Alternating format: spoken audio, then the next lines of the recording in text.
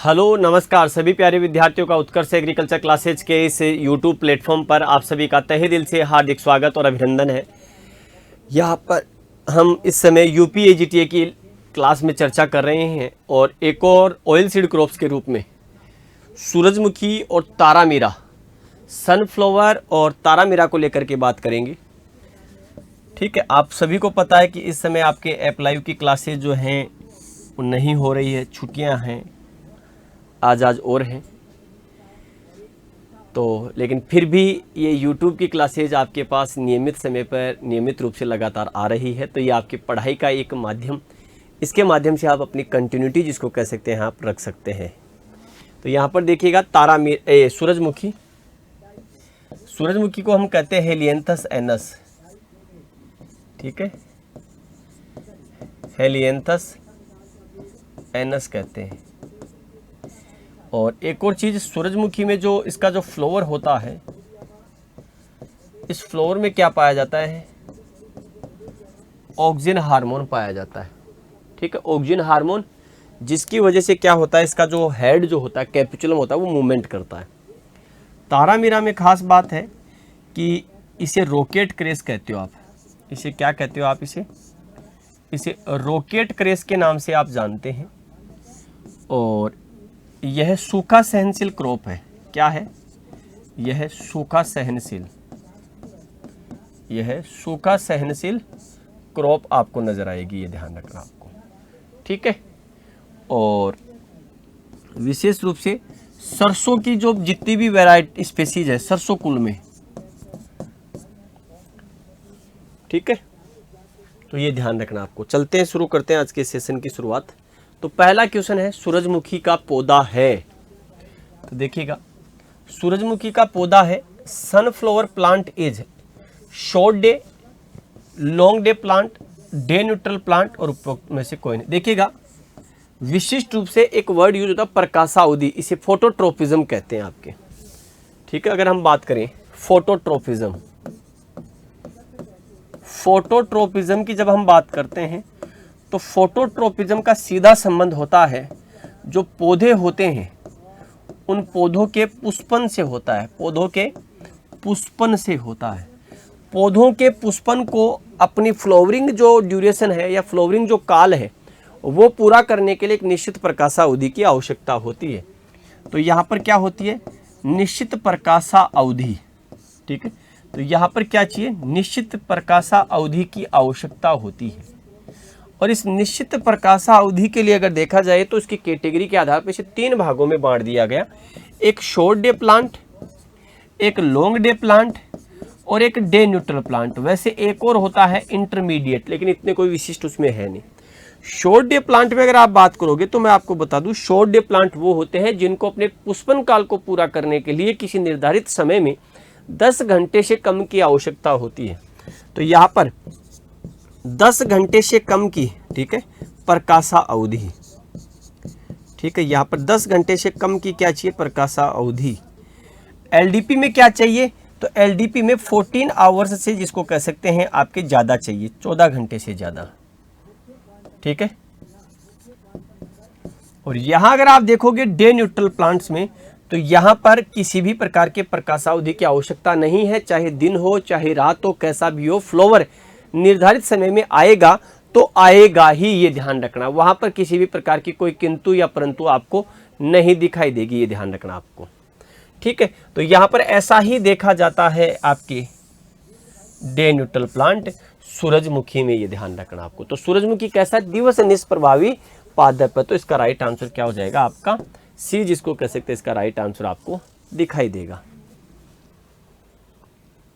अगला देखिएगा, चिड़ियों के द्वारा सर्वाधिक नुकसान निम्नलिखित में से किस तिलहनी फसल को होता है? Which of the following oil seeds is most damaged bye birds? और बर्ड्स में भी विशिष्ट रूप से पैरोट, तोता, ये ध्यान रखना आपके। ठीक है, क्या यूज होता है इसमें? तोता जो है सबसे ज्यादा हानि पहुंचाता है। तो सरसों, मूंगफली, तिल और सनफ्लावर। तो देखिएगा, सबसे ज्यादा नुकसान आपको अगर इसमें सूरजमुखी में देखा जाता है तो सूरजमुखी को सबसे ज्यादा नुकसान पहुंचाता है कौन? तोता। देखिएगा, जैसे इसका फ्लावर मैच्योर होता है तो अगर आप देखेंगे तो इसका जो कोब है, ये आपका जो इसका हेड है, इस हेड में क्या है, आपके बीज सेटल्ड होते हैं। ये तोते क्या करते हैं, इसके बीज को चुग चुग करके खा करके नष्ट कर देते हैं। इसलिए इससे बचाव के लिए एंटी पैरेट नेट का प्रयोग किया जाता है। ये ध्यान रखना, किसका प्रयोग करते हैं, एंटी पैरेट नेट का प्रयोग किया जाता है, ताकि ये क्या करता है, पौधों को ऊपर से कवर कर लेता है, तो आपके तोते इसके सीड को नहीं ले जा पाते हैं। तो यहां पर डी राइट आंसर है। अगला देखो, सूरजमुखी के तेल में किस अम्ल की उपस्थिति के कारण रक्त में कोलेस्ट्रॉल की वृद्धि को रोका जा सकता है? The presence of which acid in sunflower oil prevent the increase of cholesterol in the blood.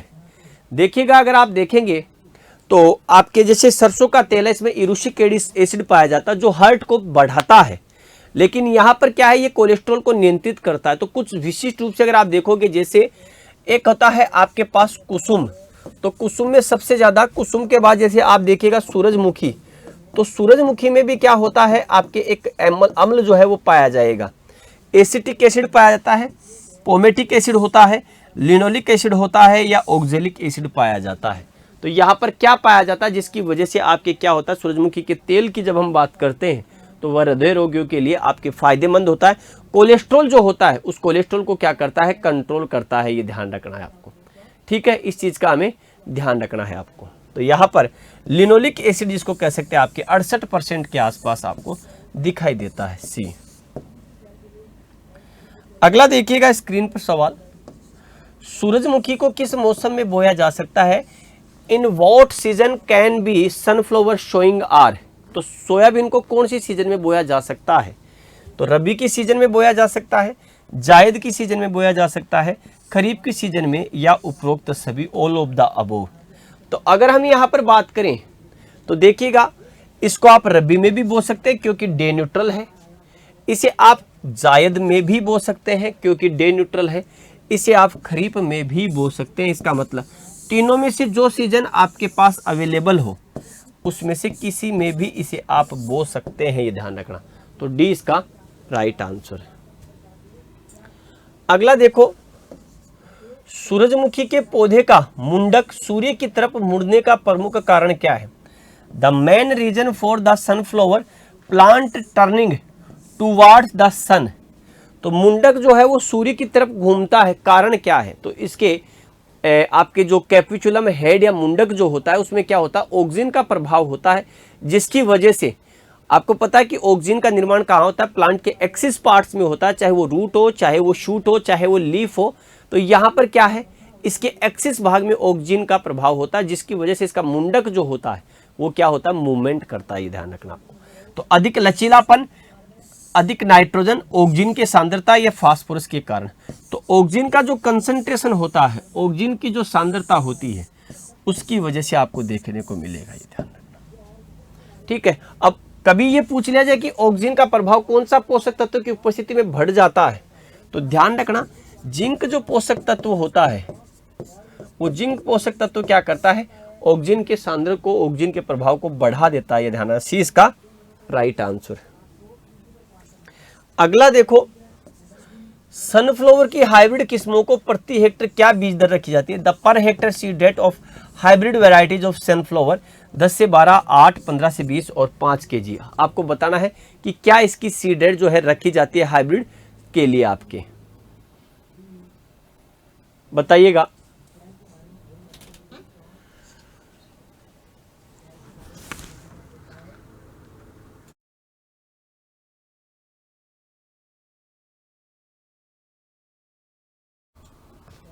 ठीक है, तो यहां पर बताना है कि क्या इसका राइट आंसर होगा। तो देखिएगा, लगभग 8 से 10 kg के आसपास क्या होती है, इसमें सीड रेट रखी जाती है, तो आपके 8 kg, ये ध्यान रखना आपको, सीधा सा सवाल है, तो 20 का।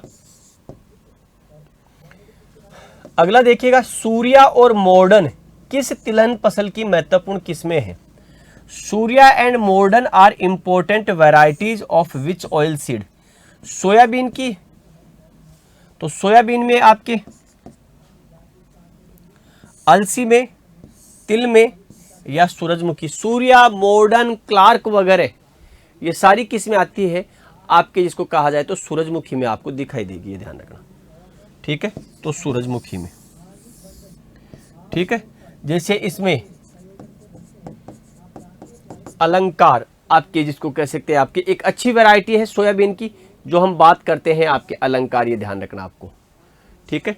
तो यहां पर क्या है, डी इसका राइट आंसर है। अगला सवाल देखिएगा, सूरजमुखी के बीजों में खालीपन, होलोनेस किसका प्रमुख कारण है? The main reason of the hollowness of sunflower seeds, nitrogen की कमी, फास्फोरस की कमी, कैल्शियम की कमी या पोटेशियम की कमी।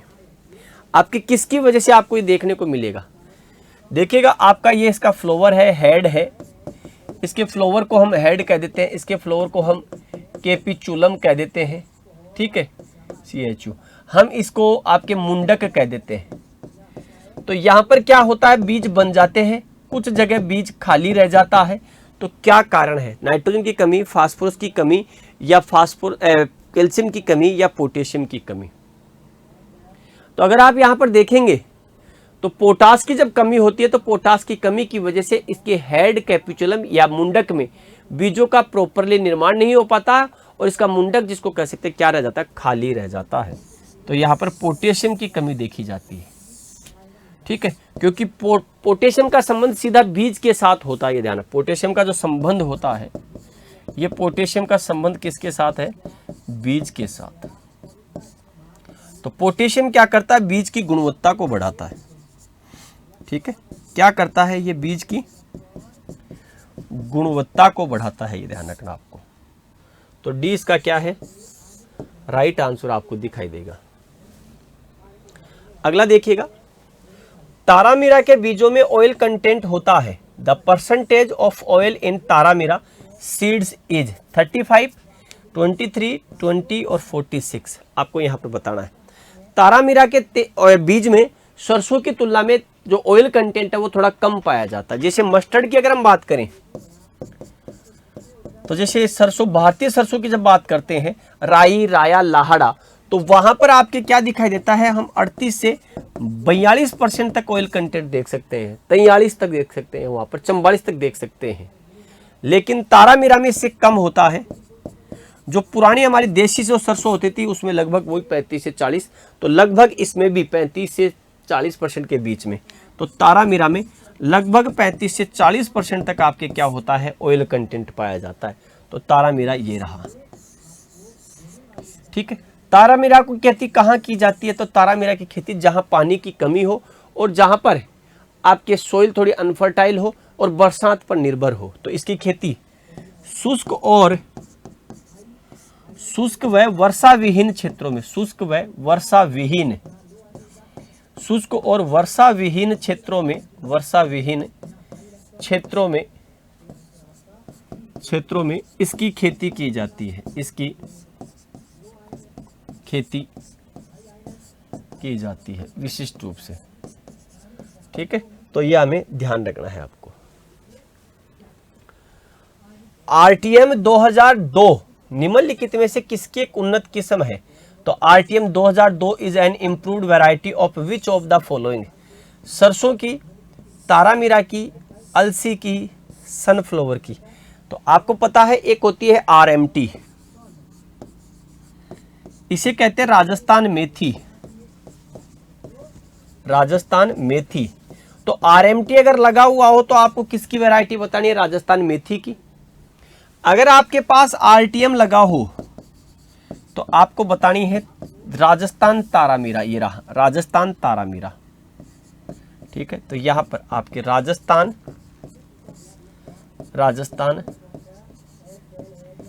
तारामीरा।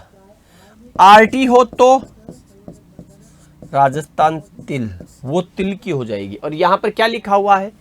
यहां पर लिखा हुआ RTM, राजस्थान तारामीरा। तो ये रहा तारामीरा, ठीक है, ये रहा तारामीरा। तो बी क्या है इसका? राइट आंसर है, ये ध्यान रखना आपको, ठीक है। तारे का बोटनिकल नाम क्या है? वानस्पतिक नाम। What is the botanical name of तारामीरा? इरुका सेटाइवा, ब्रेसिका जुनसिया, क्यूमिनम साइमिनम, ट्राइगोनेला फोइनम ग्रेइकम। देखिएगा, ट्राइगोनेला फोइनम ग्रेइकम जो होता है ये मेथी का बोटनिकल नाम है, ठीक है। इसके साथ अगर आप बात करोगे ट्राइगोनेला फोइनम ग्रेकम की जब आप बात करते हो तो एक होता है ट्राइगोनेला कार्निकुलाटा, ठीक है, ट्राइगोनेला कार्निकुलाटा, ठीक है। ट्राइगोनेला कार्निकुलाटा की जब आप बात करते हैं तो ये पान मेथी जो होता है, पान मेथी आपको वहां दिखाई देगा, ये ध्यान रखना। क्यूमिनम साइमिनम आपको पता है कि ये कहाँ है, ये जीरे में है, ठीक है। ब्रेसिका जूनसिया जिसको कह सकते हैं, इसे कहते हैं भारतीय सरसों, क्या कहा जाता है, भारतीय सरसों, ठीक है। इसे आप राई कह सकते हो, इसको राया कहा जा सकता है, इसको लाहा कहा जा सकता है, इसको रायडा भी कह सकते हैं आप। इरुका सेटाइवा आपका क्या है, इसका राइट आंसर है आपका, ठीक है, इरुका सेटाइवा। तो ए इसका क्या है, राइट आंसर है कि तारामीरा का। अब आपसे सूरजमुखी, ठीक है, तो सूरजमुखी का शुरू में बताया हेलियंथस एनस, आपको क्या दिखाई देगा, आपको नाम दिखाई देगा, ये ध्यान रखना आपको, ठीक है। देखिएगा तारामीरा जो है इसका उत्पत्ति स्थल कहाँ है, where is the origin of taramira, Bharat, Africa, Europe और दक्षिण अमेरिका। तो तारामीरा जो है आपको उसका उत्पत्ति स्थल बताना है कि तारामीरा का उत्पत्ति स्थल कहाँ दिखाई देगा, ये ध्यान रखना आपको। तो देखिएगा भारत आपको तारामीरा का जो इरुका सेट है भारत आपको उत्पत्ति स्थल, जैसे अफ्रीका, तो अफ्रीका में एक ऑयल सीड क्रॉप में जैसे तिल, आपको तिल का अफ्रीका में दिखाई दे जाएगा, ये ध्यान रखना आपको, ठीक है। तो इसका ध्यान रखना, भारत क्या है, इसका उत्पत्ति स्थल आपको नजर आएगा। अगला देखो, तारामीरा की खेती किस प्रकार के क्षेत्रों में की जाती है, in which type of areas is तारामीरा कल्टिवेटेड, गीले क्षेत्रों में, वेट एरियाज में, बारानी क्षेत्रों में, जलमग्न क्षेत्रों में या शहरी क्षेत्रों में। तो आपके क्योंकि ये बरसात पर आधारित है इसलिए कहाँ की जाएगी, रेनफेड एरियाज में। अब रेनफेड एरियाज दो प्रकार के हो सकते हैं, ड्राई रेनफेड एरिया और वेट रेनफेड एरिया। तो यहां पर ये ध्यान रखना, बारानी क्षेत्रों में। तो यहां पर क्या है, इसका राइट आंसर आपका बी दिखाई देगा, बारानी क्षेत्रों में, क्योंकि ये कम पानी चाहने वाली और शुष्क क्षेत्रों में, जिसको कह सकते हैं ड्राई सॉइल में होने वाली क्रॉप है। तो बी राइट है। देखिएगा तारामीरा की खली का उपयोग किसमें किया जाता है, what is the use of तारामीरा केक्स, खाद बनाने में, पशुओं को खिलाने के काम में, मानव के आहार में, या बायो फर्टिलाइजर, ऑर्गेनिक फर्टिलाइजर के रूप में आपको बताना है कि तारामीरा की खली किस काम में ली जाती है। अब यह तारामीरा की अगर आप खली देखेंगे तो ये तारामीरा की खली आप एक से ज्यादा जगह पर काम ले सकते हैं, ये ध्यान रखना आपको, ठीक है, एक से ज्यादा जगह। मैन्योर, खाद बनाने में, ऑर्गेनिक मैन्योर बनाने में आप यूज कर सकते हैं इसका। पशु सरसों को खाते हैं तो तारामीरा की खली भी को खाएंगे। बस ये नहीं है, जैविक उर्वरक बार ऑर्गेनिक फर्टिलाइजर में आप प्रयोग कर सकते हैं। लेकिन अब हमें अच्छा विकल्प तलाश करना है तो पशुओं को खिलाने के लिए देखा जा सकता है। तो पशुओं को खिलाने में इसका क्या किया जाता है, प्रयोग किया जा सकता है, ठीक है। साथ में ही खली जो होती है, खली का प्रयोग खली का प्रयोग मर्दा में, खली का प्रयोग मर्दा में बुआई से पूर्व, ठीक है, प्रयोग करते हैं। तो 20 का क्या है, राइट आंसर आपका। अगला देखिएगा, तारामीरा की किस्म RTM 2002 का नाम क्या है, वैरायटी तो किसकी है, तारामीरा की, लेकिन नाम क्या है। तो what is the name of तारामीरा वैरायटी RTM 2002, नरेंद्र तारामीरा, करण तारामीरा, T27 और ITC 80, ये ध्यान रखना, टी तारामीरा। तो वैरायटी तो सारी इसी की है, लेकिन RTM 2002 की जब बात करते हैं तो उसे कहा जाता है नरेंद्र तारामीरा। तो यहाँ पर ये ध्यान रखना, ये वैरायटी किसकी है, नरेंद्र तारामीरा जो क्रॉप है आपके, ये RTM, उसकी वैरायटी आपको दिखाई देगी। तो ये थे हमारे आज के सेशन के महत्वपूर्ण सवाल। इस समय चल रहा है उत्कर्ष का होली हंगामा ऑफर, जिसमें आप अपने इच्छित बैचेज में प्रवेश लेकर के अपनी तैयारी को और उत्कृष्ट कर सकते हैं और अपनी एक नई ऊर्जा के साथ उसमें जुड़ सकते हैं। तो उत्कर्ष ऐप के जितने भी कोर्सेज हैं और जो टेस्ट सीरीज हैं उनमें अप टू 90% तक आपको डिस्काउंट मिलेगा। साथ में ही 100% कैशबैक और ये कैशबैक 5 से 7 दिन में आपके अकाउंट में वापस रिफ्लेक्ट हो जाएगा। और साथ में ही सभी पेड स्टूडेंट्स को 10% एक्स्ट्रा डिस्काउंट मिलेगा। आप चाहे उत्कर्ष के कभी भी स्टूडेंट रहे हों, अगर आप पेड स्टूडेंट्स हैं तो आपको 10% एक्स्ट्रा डिस्काउंट मिलेगा। इसके लिए आपको क्या करना है, होली कूपन कोड यूज करना है, ये ध्यान है। लेकिन तारीख याद रखिएगा, अंतिम तारीख आपके क्या है, 22 मार्च आपको दिखाई देगी। ठीक है, वही है। यहां पर देखिएगा live stock assistant, live stock inspector जो LSI की भर्ती है उसका 2.0 बैच है। इसकी जो प्राइम फीस है वो कितनी है, 3400 रुपये। इसकी जो स्टैंडर्ड जो फीस है वो कितनी है, 2100 रुपये। Live stock assistant MCQ batch live from studio, इसकी स्टैंडर्ड जो फीस है वो कितनी है, 800 रुपये। लाइव स्टॉक असिस्टेंट 90 डेज का टारगेट बैच है लाइव फ्रॉम स्टूडियो, इसकी प्राइम की जो फीस है वो कितनी है बेटा, 2100 रुपये। 90 डेज का 90 दिन का टारगेट बैच, तो इसकी फीस है 2100 रुपये। स्टैंडर्ड की जो फीस है वो कितनी है, 1400 रुपये आपको दिखाई देगी, ये ध्यान रखना। अंतिम तारीख 22 March. Agriculture supervisor 2.0 live from studio batch, prime की जो फीस है बेटा वो है 3900 रुपये। स्टैंडर्ड की जो फीस है वो कितनी है, 2600 रुपये। और agriculture supervisor from Jaipur classroom, Jaipur से जो ऑफलाइन बैच है उसको क्लासरूम अगर कोई लेना चाहता है तो वहां पर इसकी प्राइम की फीस कितनी है, 4900 रुपये। और स्टैंडर्ड की जो फीस है वो कितनी है, 3600 रुपये आपको नजर आएगी, ये ध्यान रखना, कितनी, 3600 रुपये। इसी के साथ यूपी AGTA का recorded from studio batch, prime की जो फीस है इसमें वो 2200, इसमें टेस्ट सीरीज MCQ भी आपके इंक्लूड है। स्टैंडर्ड की जो बैच है उसकी बात करें तो इसमें आपको कितना दिखाई देगा, 800 रुपये। यूपी AGTA का जो MCQ बैच है लाइव फ्रॉम स्टूडियो, उसमें प्राइम की जो फीस है वो 600 रुपये है। स्टैंडर्ड की जो फीस है वो कितनी है, 400 रुपये है। जेड 2025 का लाइव फ्रॉम स्टूडियो, प्राइम की जो फीस है वो कितनी है, 4100 रुपये है। और स्टैंडर्ड की जो फीस है वो कितनी है आपके पास, 3100 रुपये आपको दिखाई देगी। MPPSC आपके वेटरनरी असिस्टेंट का जो बैच है, स्टैंडर्ड की फीस जो है वो है 2500 रुपये। अंतिम तिथि याद रखिएगा 22 मार्च। मास्टर पास जो बैच है, इस मास्टर पास में आपको सभी एग्रीकल्चर के कोर्सेज की आपको एक्सेस मिलेगी। तो इसमें ऑफर प्राइस आपके लाइव स्टॉक असिस्टेंट, सुपरवाइजर, पशु परिचर, फूड सेफ्टी ऑफिसर, सभी बैचेज, टेस्ट सीरीज भी मिलेगी, साथ में MCQ भी मिलेगा, ये ध्यान रखना आपको। अगर आप 6 महीने की वैलिडिटी का मास्टर पास लेते हैं तो इसकी ऑफर प्राइस 5000 रुपये है। 12 महीने का लेते हैं तो इसकी ऑफर प्राइस 6600 रुपये है। 18 महीने का लेते हैं तो इसकी ऑफर प्राइस 7400 रुपये, ये ध्यान रखना आपको। अंतिम तारीख जरूर याद रखें, 22 मार्च। टेस्ट सीरीज का अगर मास्टर पास लेंगे तो आपकी ऑफर प्राइस 300 रुपये वैलिडिटी 6 महीने के लिए। 12 महीने की वैलिडिटी के लिए ऑफर प्राइस 400 रुपये आपको जो है देखने को मिलेगा। तो आज के इस सेशन के लिए इतना ही, पुनः मिलेंगे अगले सेशन में। आप सभी विद्यार्थियों को राम राम, जय हिंद, जय भारत, बेस्ट ऑफ लक।